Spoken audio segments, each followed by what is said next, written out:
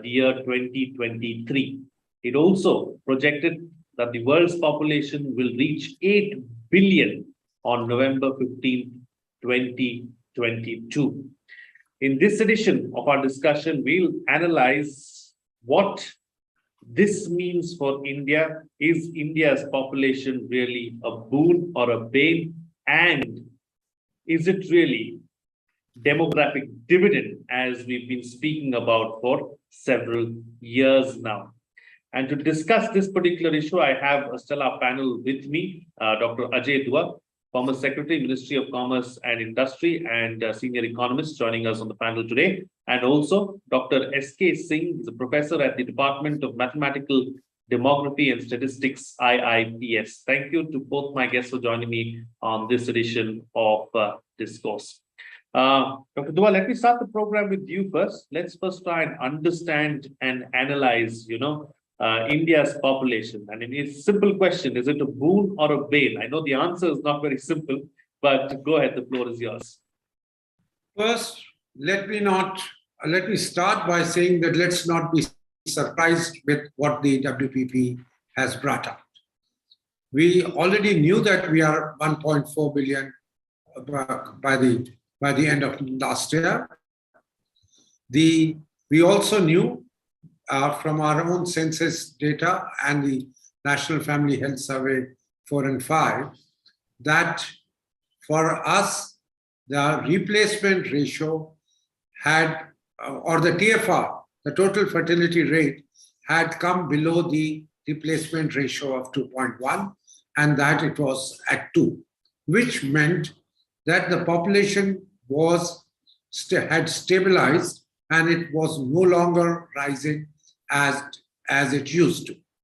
So I think the important point, Frank, to my mind, is that this report to that extent is corroborating what our own surveys had already indicated or cautioned the country to. So that's number one point. Number two is the interspatial comparison with China, which this report has brought about. It has advanced it by almost 6 years from 2029 to 2023, saying by the end of 2023 itself, we would have surpassed China. And going forward, that India would go on increasing its population to beyond up to 2064, whereafter, and when we would peak at 1.67 billion, thereafter we will start declining. And by 2100, the turn of the century, we would have declined to about 1.4, what we are today. Whereas, and that's where I think the interesting connotations come out.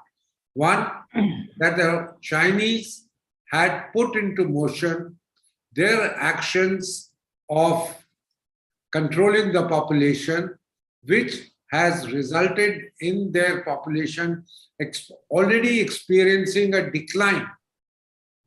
It is on the declining curve, which we are going to be expected to reach between 2064 and 2100, those 36 years. And that by the turn of the century, the Chinese population would have virtually halved to 770 million compared to what they are, 1.46 billion today. Whereas India's population would have also started slowing down, but the slowing down will be at the early ages, and we would have come down from 1.6 or 1.67 to about 1.4, 1.45. So that's the number two set of things which I wanted to highlight. And very quickly to the question which is more important in the light of this data, or what Professor Singh is going to be talking about, that I think we do not need to worry too much about it. What is this data has projected? Because certainly the world population is likely to come down. After peaking at about 10.5 billion, it will all, because the population today, the growth rate is already below 1%. The world population rate of growth. Second, all the gains which the world had made in terms of life expectancy during the last 15 years almost, 2009 to 2022, 13 years, have been washed away by the 25 months of COVID. Life expectancy has come down by exactly the 1.6 or 1.7. What was the gain achieved during the last 12 to 15 years? And finally, let me stop at that by saying that the population of certain countries in the West has increased because of migration from certain countries of the world, which includes India. And that it is migration which is going to be sustaining their population growth. Otherwise, they would have experienced a much faster decline than what they have been experiencing. And one other issue, if you will permit, that with 8 countries of the world which are really going to be contributing to the population growth between now and by the time it peaks at about 10.4 or 10.5 billion. And that includes India as well as Pakistan, the other 6 countries, and Philippines. Other 5 countries happen to be the African countries, which are all least developed countries, and they are out of the pack of 46 least developed countries as recognized as of today. Absolutely. Absolutely. Professor Singh, let me bring you into the picture now. You're a man of data. You look at this data very closely and, with a microscope, if I could say that. So how would you look at this data and what stands out for you? Thanks, Frank. Basically, all population-related data, population-related issues, there are ongoing debates internationally, also even in India. Various channels since last 3-4 days, we are observing comments of people from different angles. I would like to classify them into 2 domains, political domains and academic domains. I would like to have this discussion only within academic domain. What are academically feasible? What is its meaning? And you have raised the issue of bane or boon, whether growing population is bane or boon for the country. I would like to say that if we are talking in the context of demographic dividend, whether growing population is a bane or growing population is a boon is always a complex and debatable issue. Up to what extent it is boon for the country in the context of demographic dividend, and when it crosses the limit and becomes bane of the country, bane for the country is a debatable issue. That is why we should not be very strong judgmental. As Dr. Dua has already mentioned, that most recent estimates of National Family Health Survey has already highlighted that India has achieved replacement level fertility. If we have achieved replacement level fertility, our real challenge is only larger proportion of young age marriages taking place in the country. There is a substantial decline, but even today, around 1/4 of the women in our country are marrying before attaining minimum legal age at marriage of 18 years. That is why our population momentum is going high. I have not seen closely what are the inbuilt assumptions in this projection which has pulled India surpassing China by 6 years. Last edition was showing that it will cross China sometimes 29.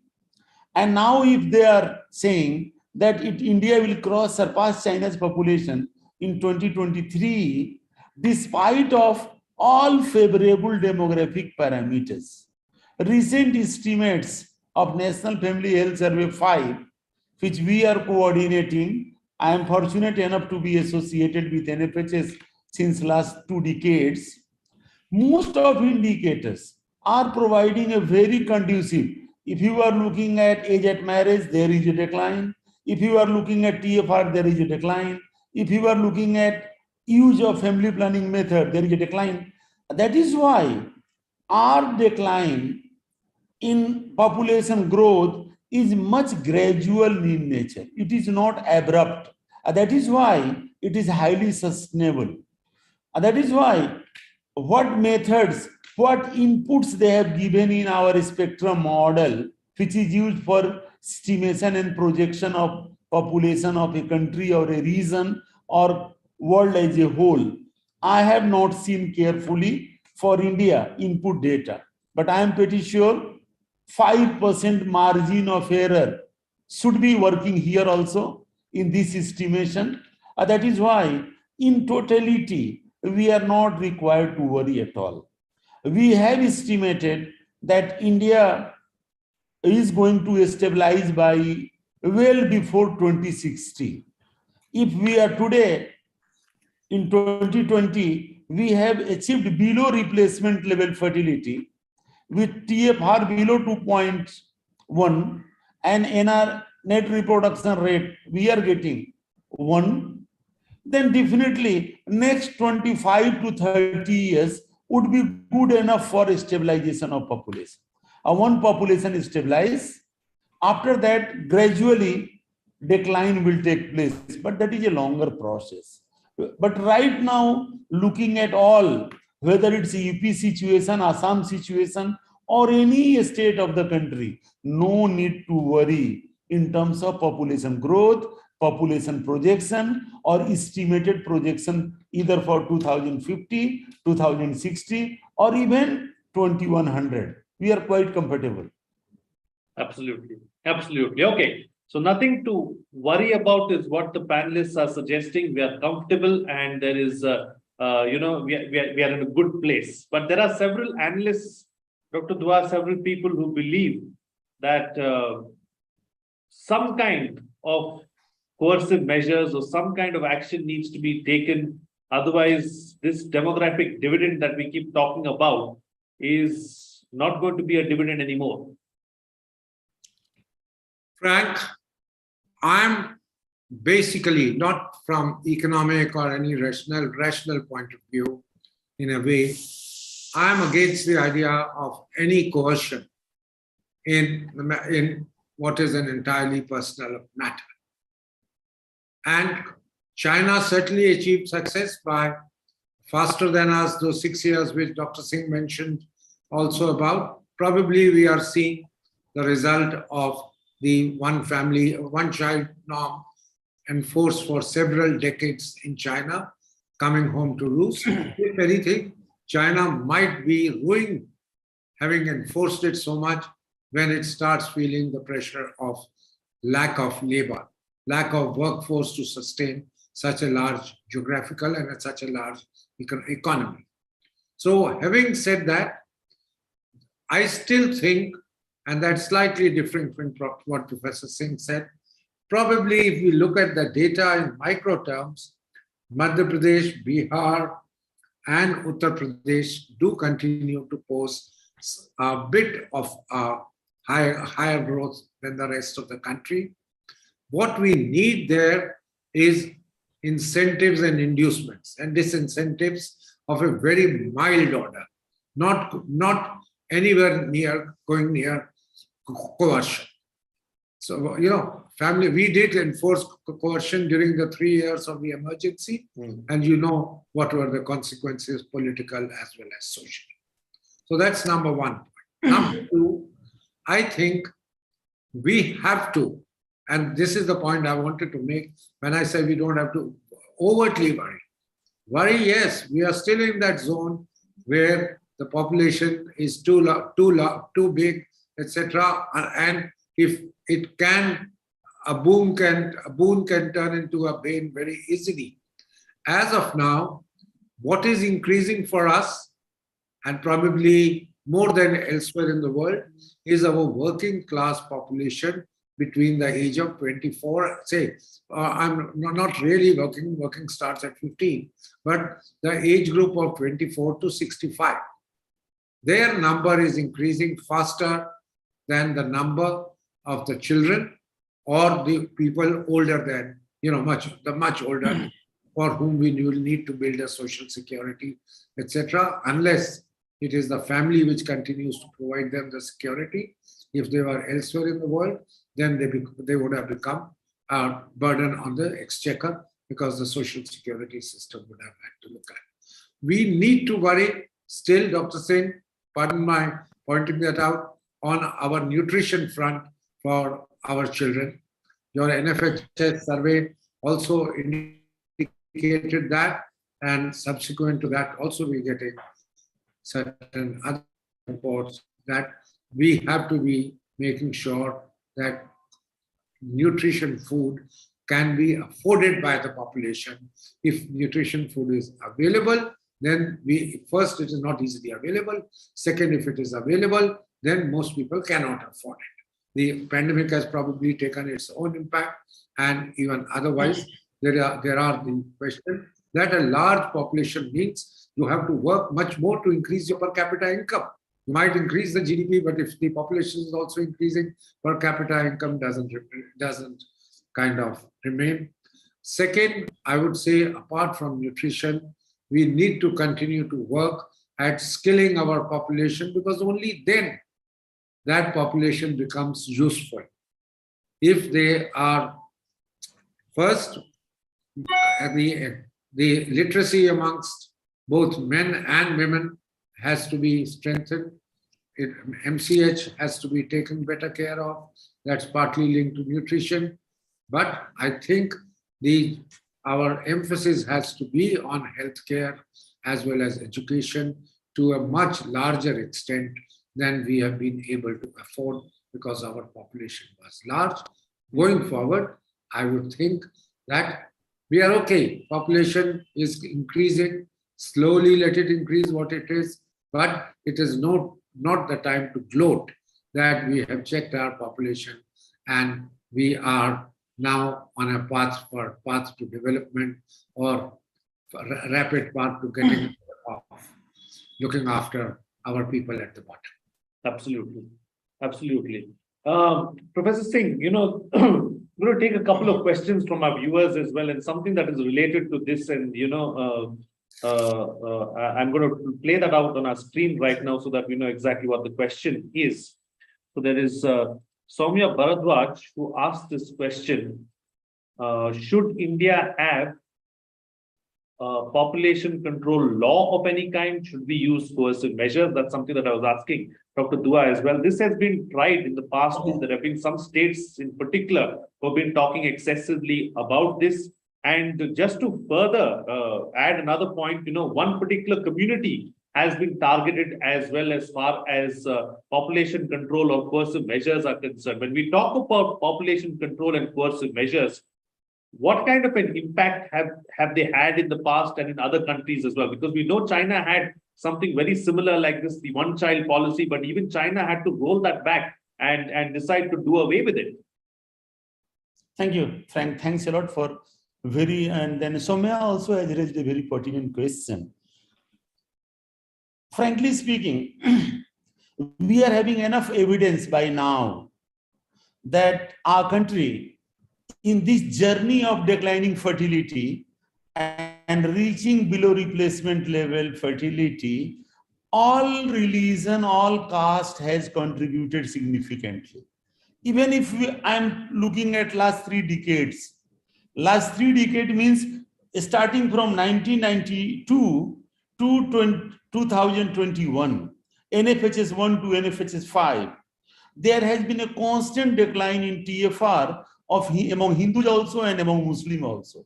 If someone will look at the data, in NFHS 1 92-93, Hindu TFR was 3.3, a Muslim TFR was 4.4, gap of about 1.1 children. And some people used to say that early 90 was the situation where high fertility among Muslims was creating disbalances. But over the time, now it has come down. Hindu, it has come 1.9. Even Muslim also it has come down to 2.4. From 4.4 to 2.4, a reduction of on average 2 children per woman. That is a very marvelous change. No one should claim now that Muslim fertility is very high.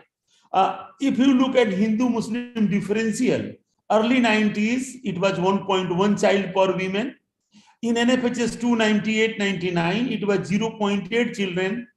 NFHS 3 in 2005-2006 continued to difference of 0.8 children per woman.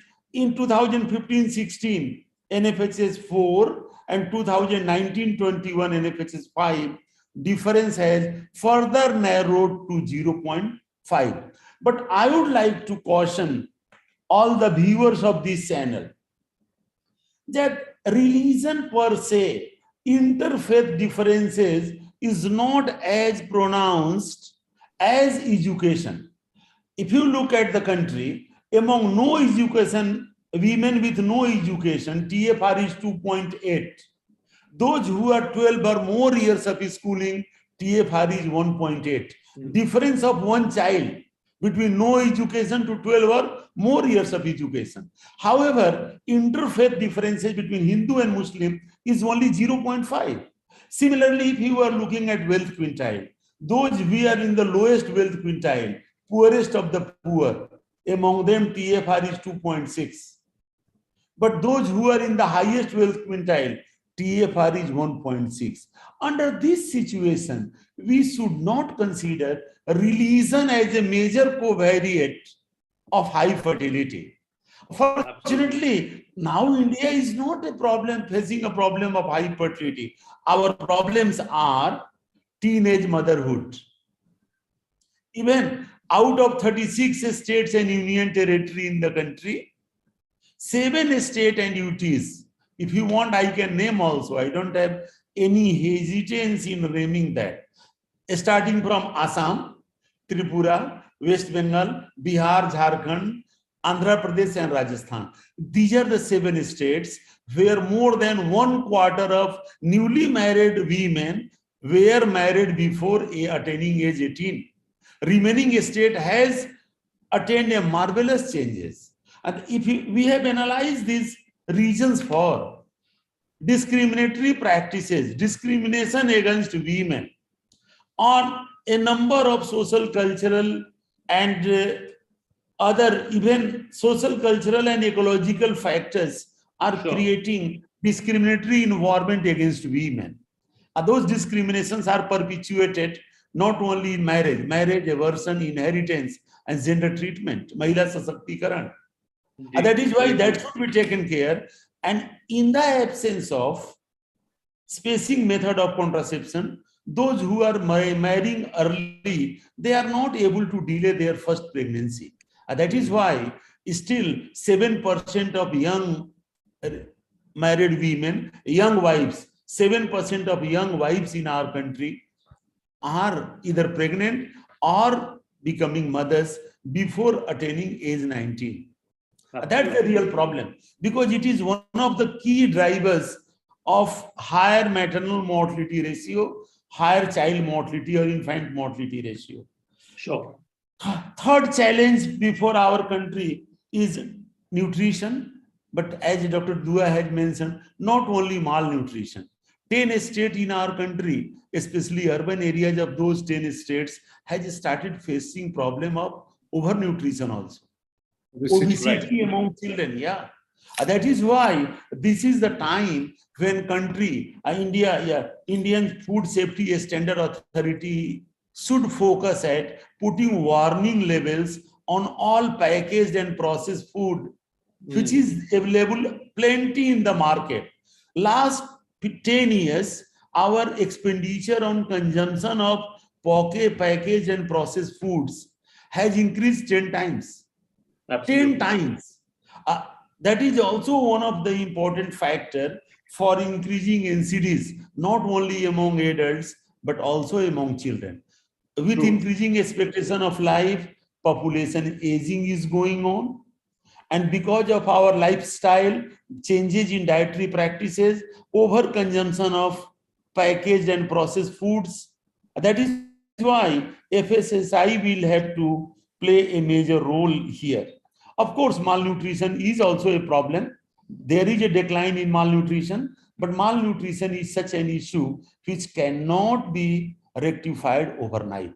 That will Absolutely. take some time. That will take a Absolutely. gradual process. A country, Honorable Prime Minister has taken initiative on Poshan Abhiyan in March 2018. And even within 1 year of implementation of program, our COVID pandemic started, True. where entire supply chain management was disrupted. Most of ICDS centers in the country were facing the problem in providing supplementary food. That is why there are a lot of barriers which are coming in the way of achieving faster decline in malnutrition. But at the same time, overnutrition is increasing. Professor Singh will come back. Hold that thought. We'll come back to that. We'll talk about remedial measures and what is the best way forward. Before that, Sure. Dr. Dua has to be elsewhere. So let me get a quick reaction in from him as well and get another viewer question too. And I'd like you to take that up, Mr. Dua. It's a question that is coming from Shruti Yaragunta. If India's population is a bane, what measures are needed to make it a boom? Will our country, the second part of the question is something that I want you to address. It's interesting. Will our country be able to run the schemes or policies in the long run, considering that our population is only going up? Shruti, if I may say that I'm an optimist, and we have, through not coercion, but by all-round development and persuasion, been able to lower our population rate of growth considerably, and I would rate that as one of our successes in the process of development. So I would now like to see, now that you have the data, which sectors, which states, which age groups are growing faster or are a bane, to have policies which are addressing those issues. As Dr. Singh mentioned, for us, education is extremely important. 12 years in schools for women, men, almost universal education, basic education is a must. And that, irrespective of whether how much it costs, etc., we have to be striving towards that. For us, it's also important. Then you worry about mother and child health and make sure that IMR continues to decline the infant mortality rate, because that is what will ensure that mothers have fewer children, particularly in those 3 or 4 states where it is significantly, compared to the earlier one, higher, but compared to other states higher, but compared to earlier data, even there progress has been made. And finally, as was mentioned, that development by itself brings about not proliferation of population, but self-controls, using other ways and means. That's what China has been able to show us, apart from coercion, that its high rate of growth has helped it check this large population which it used to experience. And before that, the Western world, the industrialized world, including Japan, had shown us that development where women start working, women have equal, incentives to work, and you are yourself then concerned that if I'm going to be working, both husband and wife are going to be working, can we not delay having a child? And should we have it immediately, soon after getting married, and then face the consequences of not being able to participate in the workforce, to not be able to participate in your own education?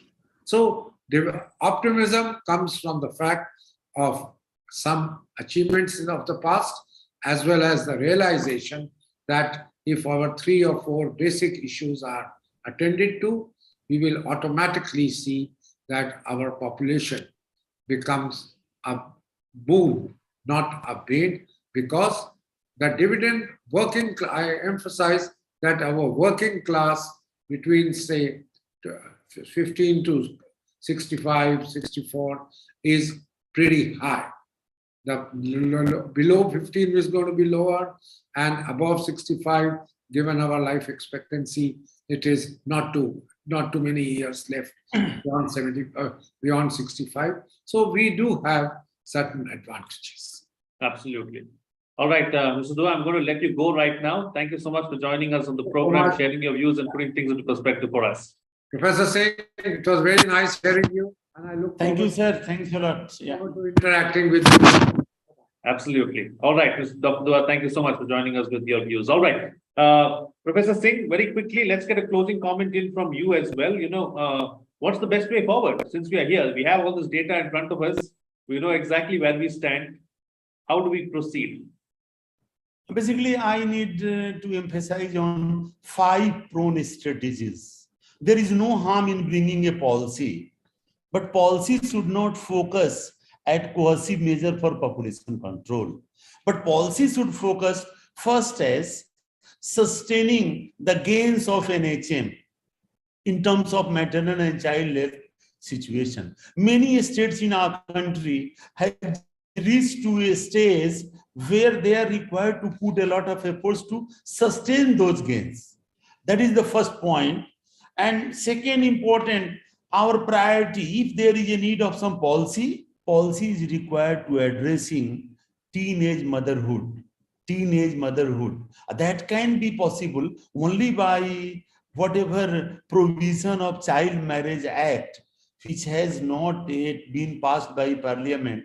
Our cabinet has already recommended, but it is lying with some committee. Provision of Child Marriages Act. Child marriages should be completely prohibited in our country, which should cut across all caste, religion. There is no need of any specific rule, a specific law by any faith.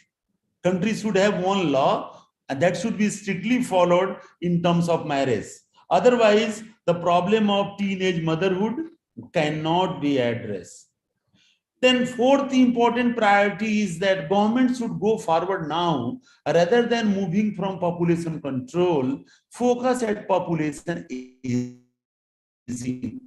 What should be our strategy in the policy which may be helpful for maintaining quality of life of elderly in the country? And when we are talking about increasing increasing proportion of elderly population, NCDs is also emerging there in a larger way. Multimorbidity among elder population is coming as a problem. Not only hypertension, diabetes, and cardiovascular disease, cancer, all multimorbidities are there. There are a lot of research on that. Malnutrition is a priority area. Poshan Abhiyan should be intensified, and let us hope so that subsequently there should not be. Fourth problem is the climate change.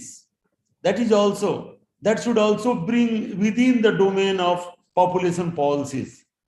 Keeping climate change away, probably we may not handle this morbidity situation and increasing burden of NCDs. And last and sixth priority, in my opinion, to enhance and strengthen insurance coverage to protect people from impoverishment because of increasing burden of disease and increasing multimorbidity, especially among elderly. Ayushman Bharat government has started, but it is far, far away from achieving its targets and goals, despite of increasing number of registered cases. There should be some strategy in our policy so that we can expedite the coverage under Ayushman Bharat schemes. And not only for poorest of the poor, but some middle class should also be brought within that domain. So these are the 6 challenges, in my opinion, which should be incorporated in our population policy rather than any coercive measures for population or any faith, people of a specific faith. We should not land up in those political debates and political issues. Whatever I'm saying, it is purely based on evidence-based data, which is there in public domain. It's a question of looking those data minutely. Thank you. Thanks a lot. Professor, thank you so much for Thanks a lot. sharing your views on this very important subject, breaking down that data for us as well, and putting things into perspective for us, so well in perspective for us, also talking about how this data should be compared and what's the best way forward. A pleasure having you on the program, Professor. It's my program. My pleasure. Thanks a lot. Thank you. Thank you. Well, there you have it. Of course, that is the key takeaway as far as this discussion is concerned. We need to focus on 4 or 5 key areas, ensure that the age at which women get married and have children needs to be increased and go beyond adulthood. There are certain states that are dragging, the data behind, and there are certain states that are faring poorly. But by and large and on the whole, India's population is a good thing. Guests also mentioning that we need to be optimistic about where we go and how we stand. World's population is coming down, and that is where Indian population going up will indeed play a big role. We need to focus on skilling the youth and skilling this population that we have so that they can contribute to the society in a better way. That is the key takeaway. There's another interesting topic that I had taken up in FRP Explains. I'd like to share that with you as well. It's available on our YouTube platform. This is it. A DM has punished a teacher for wearing a kurta and a pajama, and clearly an outburst there by the DM against this particular teacher that you see on the right-hand side of your screens wearing white, clearly showing what power he has and what it means to him. Go ahead, watch that video. You'll know exactly what's in it, and take a look at the entire video for yourself and see what you feel about this issue. And should we have a dress code for teachers? That's the question that we are taking up there. You can share your comments in the video or in this particular video.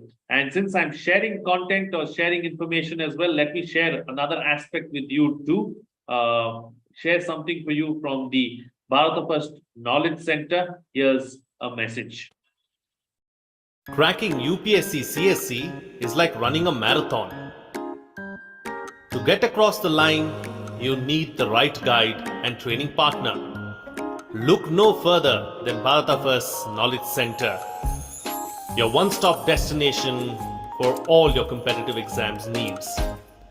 Classes by the best names and subject matter experts in the field. Courses designed to address all aspects of the challenges at hand. Highly affordable courses priced at less than 150 rupees. Register now at kc.bharatafirst.com or download the Bharata First app now. Avail discounts of over 90%. Happy learning! There you have it. Of course, that is more information about the Bharata Knowledge Center. And once again, since we are here, let me remind you to like the video, subscribe, hit the bell icon, and share the content as well so that more people get to know about Bharata. That's it from me. See you again next time.